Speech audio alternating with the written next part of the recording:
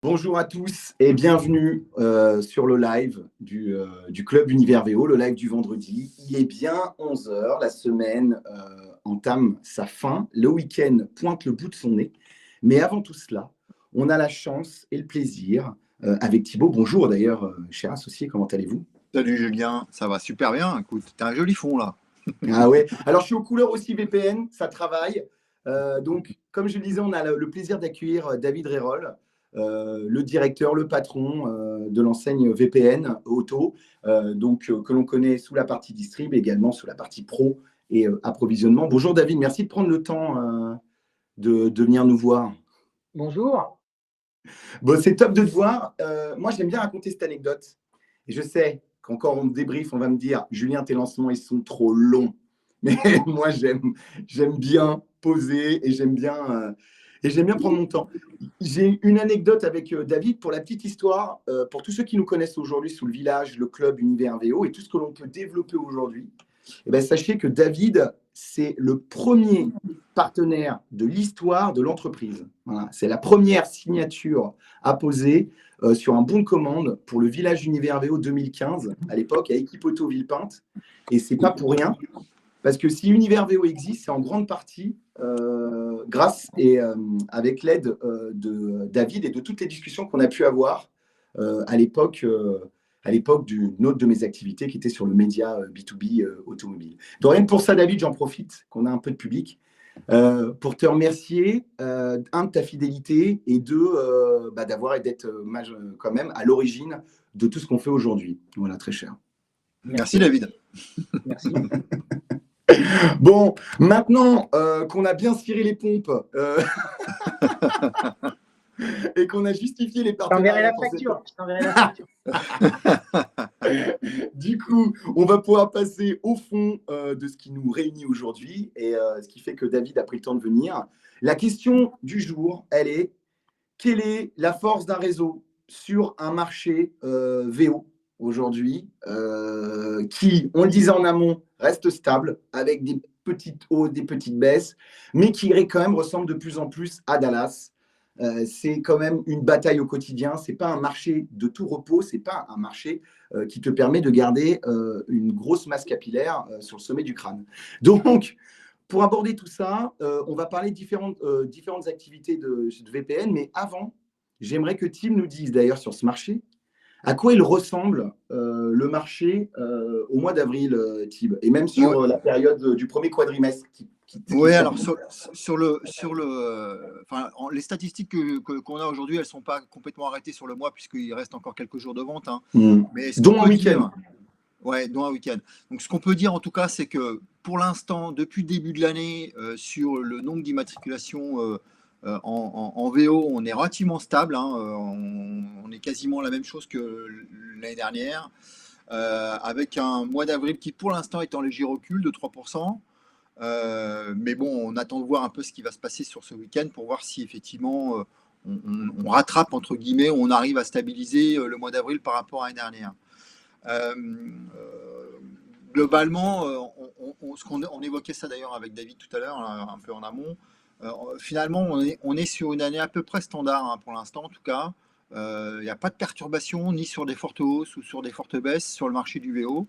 La question qui est posée, en fait, finalement, c'est est-ce que c'est plus les pros, est-ce que c'est plus les particuliers les ventes à particuliers qui s'en sortent? Ça aussi, on pourra voir un peu la tendance, mais ce qu'on a regardé tout à l'heure avec David, c'est que les véhicules récents qui sont plus portés par les pros, eux, ils ont plutôt une tendance à la hausse, légère hausse, mais plutôt à la hausse. Là où les ventes à particuliers, elles ont plutôt tendance en tout cas, les véhicules un peu plus anciens ont plutôt tendance à être un peu à la baisse. Mais voilà, l'un dans l'autre, on arrive un peu à se stabiliser. Et du coup, la question qui va être posée, c'est plutôt dans les réseaux, les modes de fonctionnement et la manière dont se passent les transactions VO. Est-ce que c'est plus, est-ce qu'il y a plus d'acteurs qui s'installent sur le marché du VO et donc du coup, est-ce qu'il y a des questions de part de marché? Ça, c'est David qui va pouvoir nous répondre. Lui, peut-être sur ce qu'il ressent sur son propre réseau. Ou est-ce que c'est les particuliers versus les pros? Enfin, voilà, c'est tout ce genre de questions qui pourraient être posées. Mais sur les stats, de manière générale, on est sur une année à peu près standard, stable, par rapport à l'année dernière et pas de croissance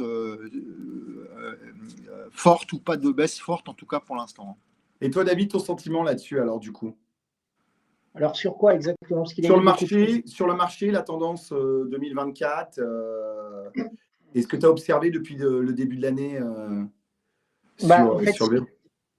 alors en fait, si on fait, si on regarde ce que nous on vit depuis quelques mois, voire années, sachant que juste un petit promotion des ventes de l'enseigne VPN Auto et de la marque VPN Auto, on fait ce métier depuis 30 ans et ce métier, l'ADN de notre métier, c'est de revendre des véhicules d'occasion récente, donc plus particulièrement des buybacks courte durée. Donc ça, c'est notre ADN, notre savoir-faire, etc. Je démarre par ça parce que ça me permet ensuite d'expliquer l'histoire du marché. 30 ans qu'on fait ce métier-là, 30 ans qu'on achète à des importateurs, des constructeurs, des loueurs, etc., de partout en Europe, avec plus ou moins de fortune. On vient de vivre 2021, 2022 et 2023, une période historiquement incroyable, j'utilise des termes exprès, anormale, parce que on manquait de voitures, le marché était focusé sur le tout électrique et comme ça manquait de voitures, tout le monde potentiellement pouvait acheter des voitures. Et il manquait de voitures. Donc les prix ont chauffé et le marché, en même temps, il s'est tranquillement écroulé, d'abord à cause du Covid et ensuite par manque de produits. Donc du coup, ce qu'on constate, c'est que, et là, j'invente rien, tous les articles de presse en ce moment vont dans ce sens-là, c'est qu'il y a eu un rééquilibrage assez fort des prix à partir de mi-2023, alors dès fin 2022 de manière régulière, mais de manière un peu plus forte à partir de mi-2023, et avec des chutes assez conséquentes, notamment sur certaines lignes de produits. Du coup, ce que l'on constate, c'est que petit à petit, il y a eu à nouveau des ventes tactiques qui ont été faites par les constructeurs dès la fin 2023, mais aussi au fin de mars 2024 également, on l'a vu dans les chiffres. Donc, il est vraisemblable qu'on va retrouver petit à petit des volumes de véhicules d'occasion récents et de 0 km. Donc, l'effet domino, il va partir dans les deux sens. Il y a eu l'effet domino des prix qui étaient hauts parce qu'on manquait de produits, et l'effet domino sur la baisse des prix va démarrer forcément. Tout démarre toujours du neuf, en fait. Bien sûr. Donc, quand les prix montent sur le neuf, avec un effet de balance et logique de domino, ça finit par augmenter sur les hauts. L'inverse est vrai.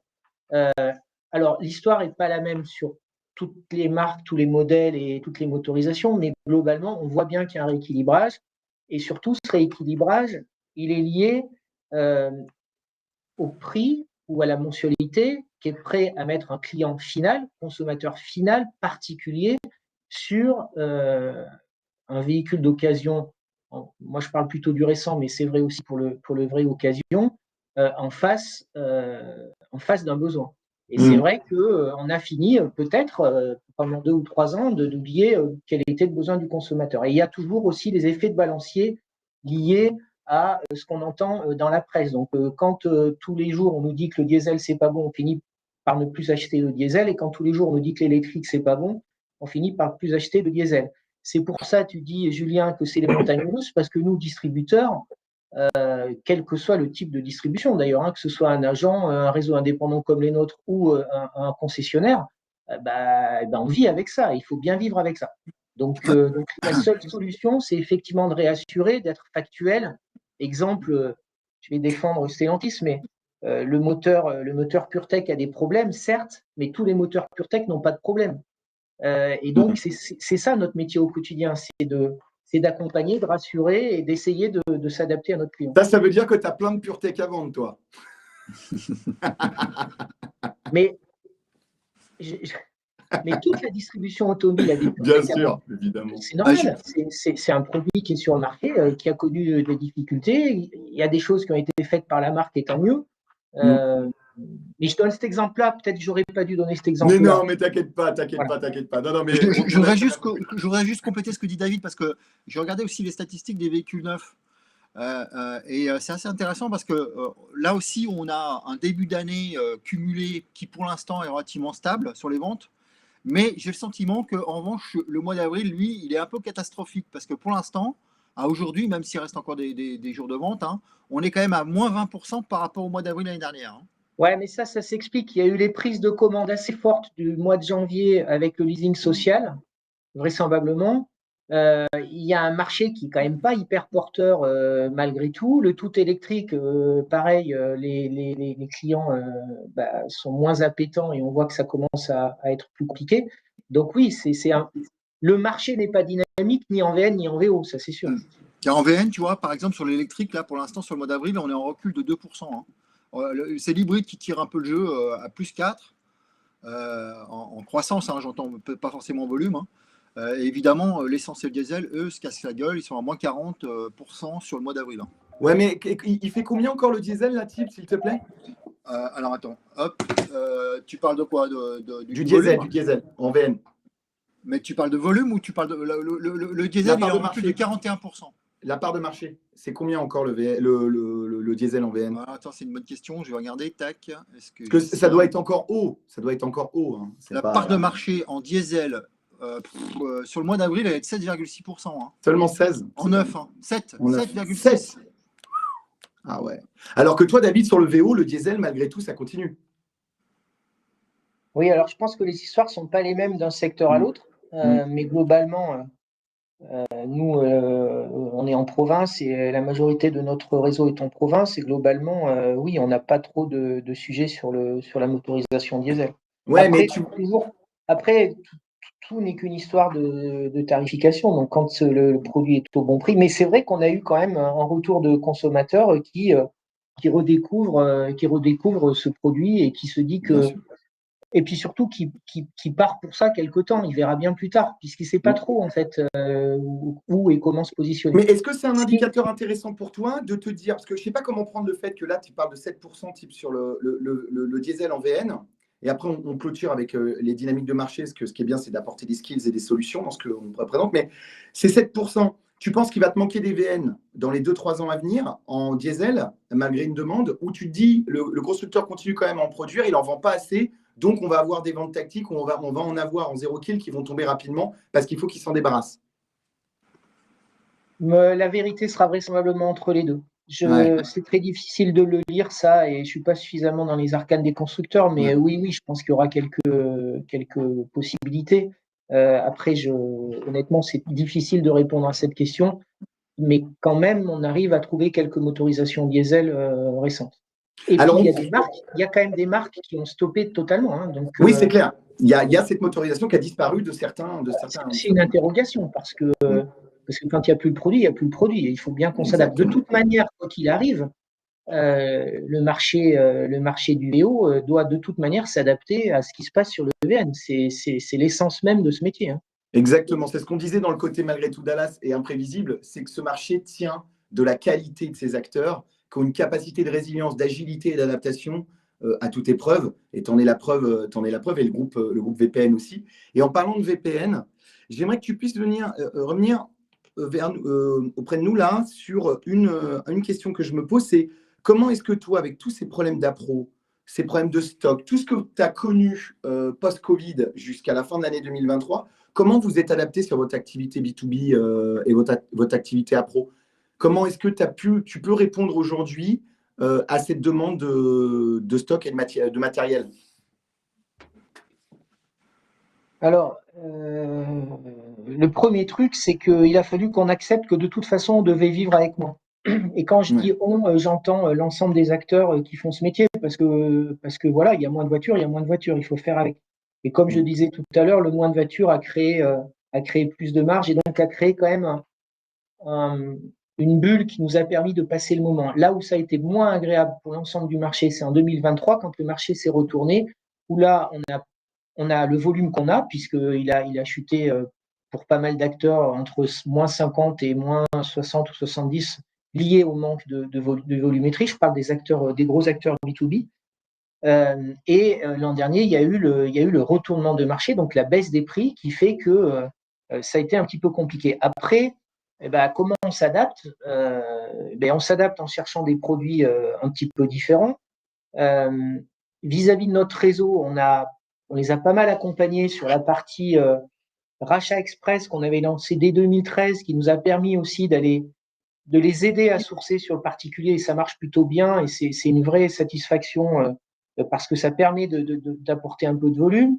On s'est adapté aussi en proposant, pour certains d'entre eux, tous ne l'ont pas pris, mais certains l'ont pris, un panneau qui permet de vendre des occasions plus âgées qui s'appelle Matitine, avec des systèmes de garantie, avec une garantie nationale 12 mois. Enfin bref, on essaie de s'adapter au système. Ensuite, par rapport au tout LOA, LLD, etc., globalement, c'est quelque chose qu'on fait depuis longtemps, de faire du financement sur le véhicule d'occasion.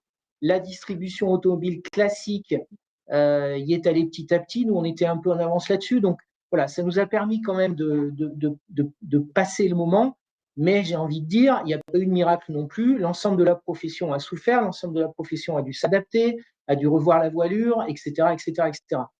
Je pense que le plus dur est derrière nous, parce que normal, les usines ont repris, parce qu'il y a à nouveau un flux de marché. Et puis sur le marché, on va dire, de l'occasion récente, on est quand même un petit peu dépendant des flux généraux, que ce soit en 0 km ou en buyback loueur.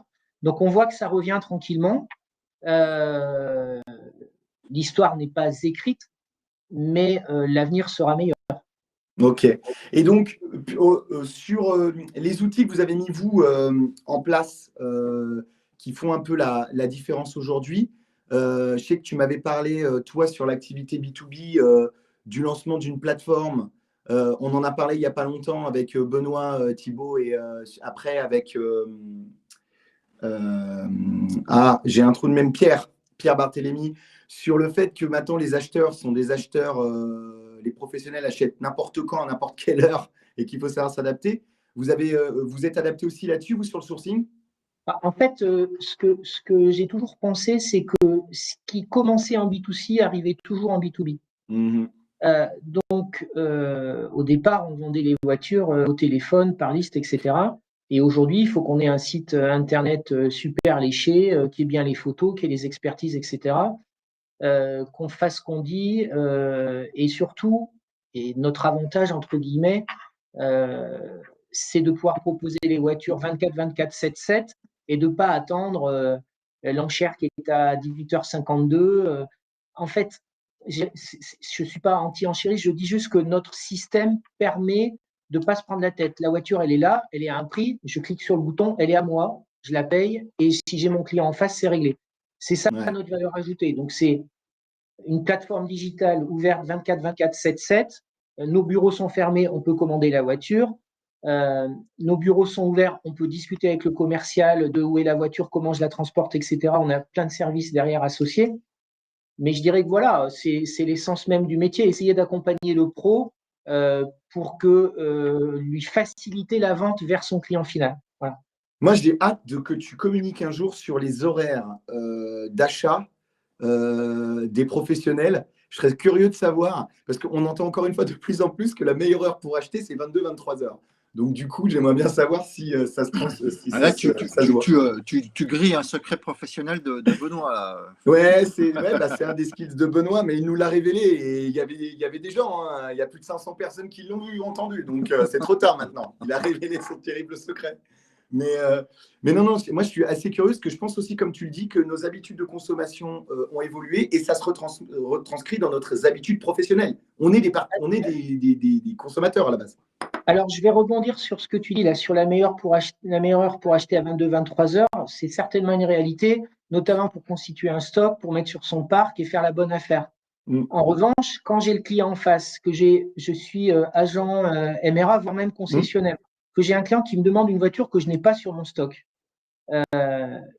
et qu'elle se trouve chez un partenaire, quel qu'il soit, le fait de dire la voiture, elle est réelle, j'appuie sur le bouton, elle est à moi, ça permet de dire au client, cette voiture, je peux vous la vendre et de faire le bon de commande au client final. Donc, pour moi, l'achat VO, l'achat VO en professionnel, c'est pas uniquement un prix, c'est pas uniquement un moment, c'est un ensemble de services. Et donc, il faut qu'on s'adapte un peu à tous les cas de figure. Voilà. Après, nous, VPN, on est effectivement plus spécialisé sur le 0-30 000 km, c'est historique. effectivement, on a quelques autos plus âgées et on en aura certainement de plus en plus parce qu'il faut s'adapter. Mais globalement, notre métier, c'est quand même de proposer de la voiture d'occasion très récente avec une prise de risque, on va dire, liée à la prévente très, très faible et en temps réel. Mmh. Et sachant qu'effectivement, chaque véhicule d'occasion est un véhicule différent, quoi, Bien sûr, et unique. bien sûr, bien sûr. Et tiens, tu parlais du réseau VPN, du coup, c'est la parfaite transition. Moi, ce que j'observe aussi face au labeur que représente ce marché du VO et le quotidien des acteurs du remarketing automobile, c'est qu'il y a quand même un avantage et une force à intégrer un réseau structuré avec un historique et, comme tu le dis, un accompagnement.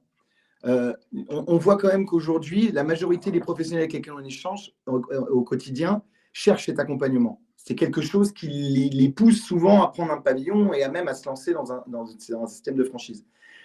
Toi, sur VPN, qu'est-ce que tu as observé aussi là-dessus sur l'évolution aussi de tes franchisés, des enseignes VPN qui peuvent s'ouvrir, et est-ce que toi, tu considères apporter au quotidien des professionnels qui voudraient développer leur activité de remarketing? Alors, déjà, premier point, nous, on est plus à l'aise quand même dans notre franchise avec les indépendants dont le seul métier est la vente de véhicules d'occasion, on va dire en multimarque. Donc, on a quelques groupes de distribution, mais ceux avec lesquels on fonctionne sont ceux qui ont une vraie appétence et culture du VO multimarquisme, mais qui souvent ont un homme ou une femme pour le faire. Mais sinon, ce qu'on constate quand même dans la durée, c'est qu'on réussit plus avec ce qu'on appelle, nous, les faiseurs VO, négociants VO, etc., etc. Donc, on a différentes typologies. Et d'ailleurs, c'est assez intéressant parce que les profils sont tellement différents que ça nous nourrit. Je pense aussi que dans un monde qui change vite, on est plus fort à plusieurs que tout seul. Ça, c'est une évidence.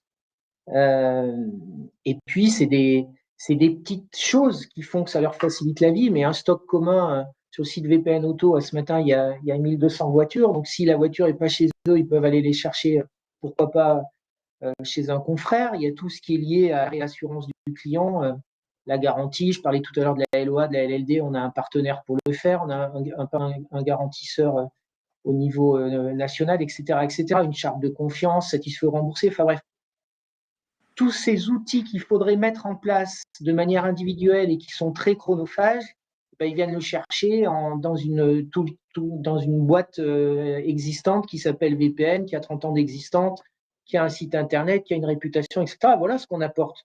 Nous, VPN ou d'autres d'ailleurs, hein, mais la réalité, c'est que le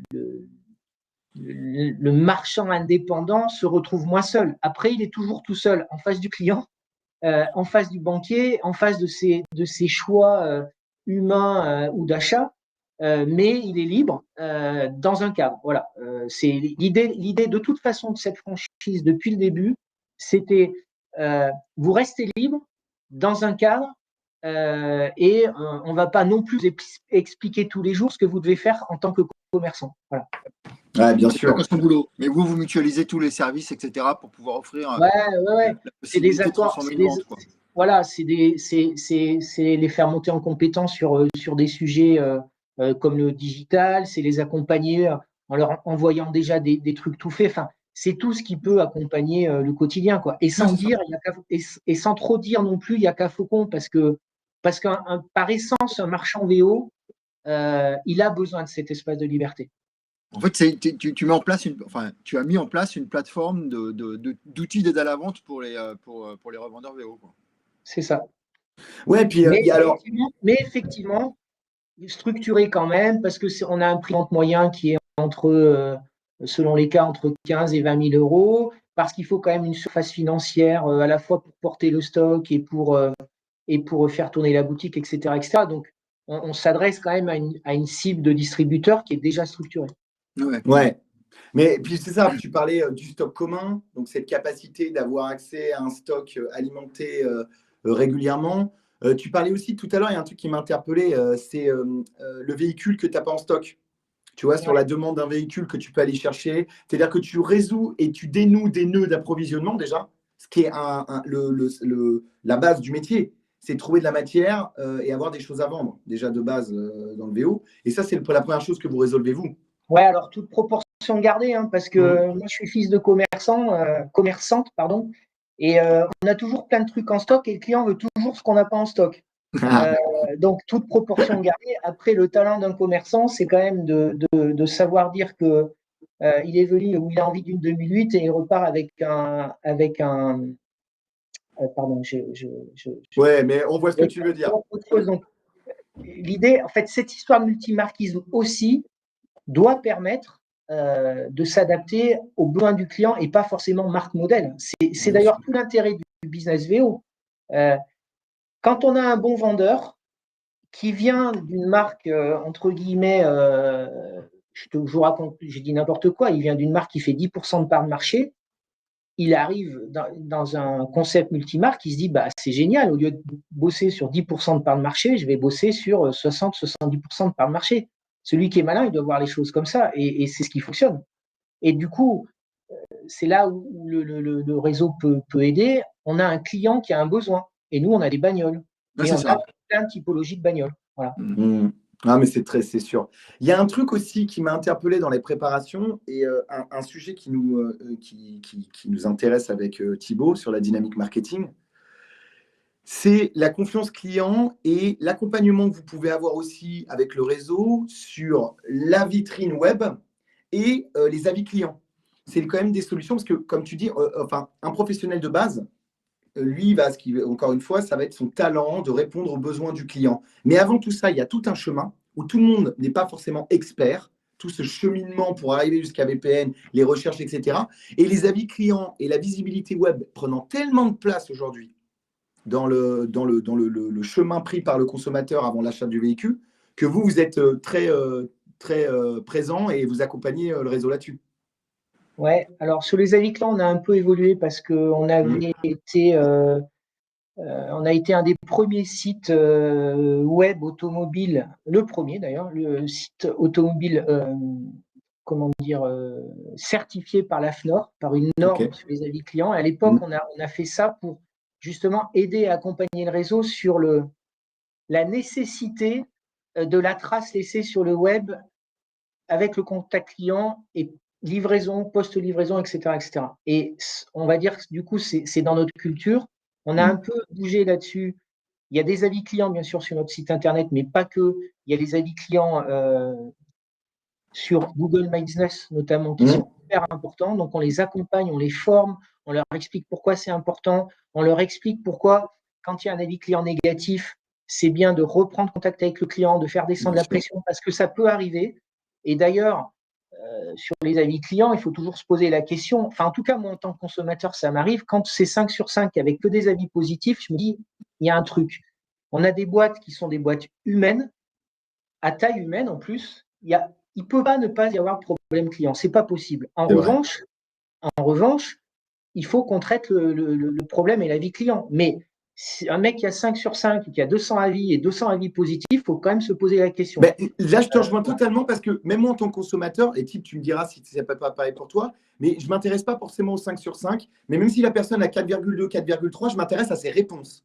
C'est vraiment, il a merdé, comment il traite le client derrière. Ah bah excusez-moi, machin, ou non, peut-être que là, bon, c'est un peu fort de café. Et puis on a bien vu pendant le Covid, dans une petite équipe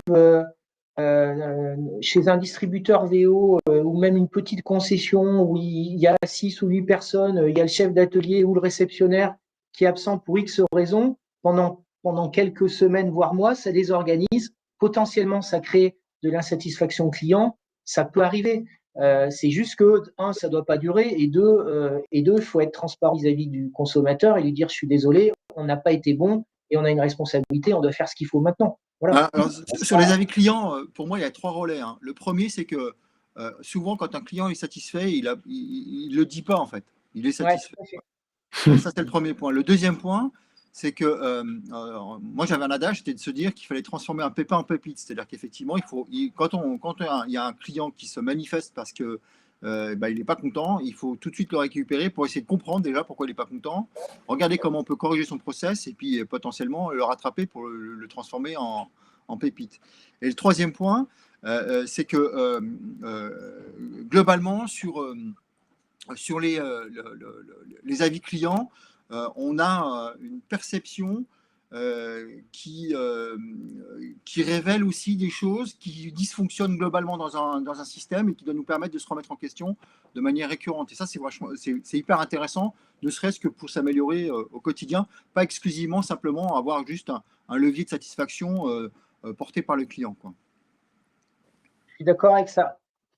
Ouais, et puis il faut le dédramatiser aussi. C'est bien l'accompagnement parce que parfois aussi, tu sais, tu vois, les gens prennent une critique trop à cœur aussi. Comme le disait Thibaut, c'est bien de l'analyser et d'en faire une force, Ouais. mais pas obligatoirement quelque chose qui te détruit, quoi. Oui, et puis autrement aussi, l'avis client, il est donné par rapport à ce qu'on en attend, c'est-à-dire par rapport à une expérience qu'on attend, hein. C'est-à-dire que je vais donner un avis par rapport à ce que j'imaginais que j'allais vivre comme expérience. Il y a autre chose qui est important aussi dans la vie client quand il est positif, et il est souvent positif quand même, il est beaucoup plus souvent positif, en tout cas chez nous, qu'ailleurs. C'est ce que tu disais, 4,2, 4,3, ben, n'empêche que globalement ça va.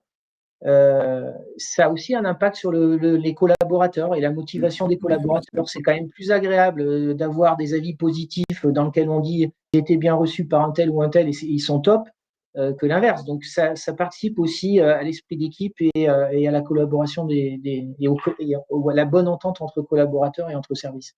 On est d'accord.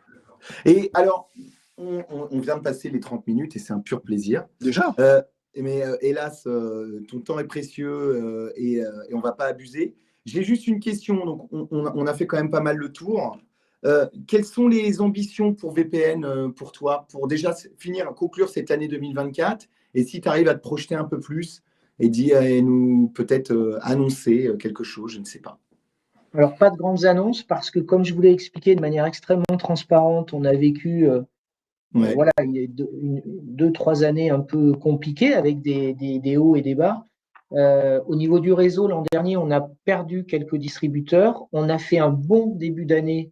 Donc, on était redescendu aux alentours de 35-36 points de vente. On va remonter à 40 points de vente d'ici la fin de l'année. Objectif 50 2025.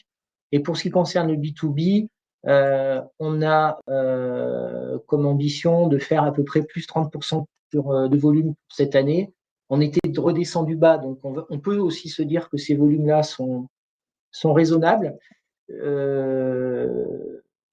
Voilà. Donc, les indicateurs, pour toi, les indicateurs sont ouverts. Ta meilleure morale, je veux dire, dans ton approche du marché, comme tu disais, le plus dur est derrière nous. Tu es plutôt optimiste pour la suite, là?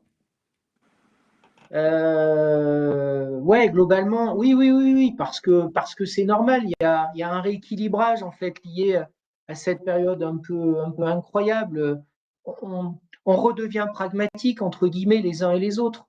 Ce matin, je lisais un article sur le véhicule d'occasion ancien. Il s'avère que je m'intéresse un petit peu à ce truc-là et ils expliquent de manière assez claire. C'est un peu comme dans le marché immobilier, hein. Les voitures, les prix s'enflammaient parce que tout le monde voulait se faire plaisir. Là, ça revient à des tarifications entre guillemets logiques. Donc en fait, quand le marché porte moins, eh bien, la voiture qui est mal préparée, la voiture qui est mal marketée, elle ne se vendra pas. Quand le marché portait, la voiture, elle était mal marketée, elle était mal préparée, elle n'était pas au bon prix, on arrivait à la vendre. Là, il faut être au bon prix, au bon prix tout de suite, préparer tout de suite, marketer comme il faut tout de suite. Et là, ça fonctionne. Et donc, et c'est ce qui me laisse penser que ça va redémarrer. Je parle de volume, hein, je parle de reprise de volume, parce que si le consommateur final particulier se ressent capté, alors après, il y a eu l'impact aussi du coût de l'argent, hein, mais trouve que le prix redevient cohérent, alors il va reconsommer un petit peu plus. On ne va pas connaître, me semble-t-il, ce qu'on a connu sur certaines périodes, donc on ne va pas avoir une croissance de dingue, mais voilà, si les autos reviennent au prix, elles sont en train de le redevenir petit à petit, le marché sera meilleur. Eh bien, écoute, merci. Bonne note d'optimisme, ça c'est bien, ça fait du bien. Ouais. Mais on le sent. Et ça, c'est génial parce que c'est top de conclure là-dessus. on sent que l'optimisme est de retour et qu'on a un marché, comme le dit David, qui quand même reprend du sens. Donc le chemin du positif, même C'est si c'est pas effectivement la encore chemin tendance d'évolution. de chaque semaine dans nos lives. Les gens roulent, ils font des kilomètres. Il faut bien qu'à un moment donné, ils changent leur voiture. Et puis avec tous les ponts là, toutes les vacances qui sont interminables et les ponts qui arrivent, je peux te dire que ça va rouler. Ça va rouler très fort. Donc ça, c'est une bonne chose. Bon, mais c'est top en tout cas. Merci encore de ta venue et de ton temps. On se voit très très bientôt. De toute façon, nous, au plus tard, je crois, pour le club Univers VO du 13 juin que l'on organise à Paris. Et pour tous ceux qui ont vu le live, bah, n'hésitez pas, si vous avez des commentaires ou quoi que ce soit, à réagir. Voilà. Et pour tous ceux qui le voient en replay, eh bien, le lien de l'inscription à la plateforme pour assister au live sera dans le premier commentaire. Donc, n'hésitez pas à nous rejoindre. La communauté grandit chaque jour un peu plus. On a des inscriptions tous les jours. Ça nous fait vraiment plaisir. C'est génial de voir tout ça grandir et s'enrichir. Voilà. Bonne journée à vous deux et bon week-end à venir, les amis. Merci Julien, merci David. Merci, bon week-end à vous deux. Et à Allez. tout le monde. Ça marche. Ciao.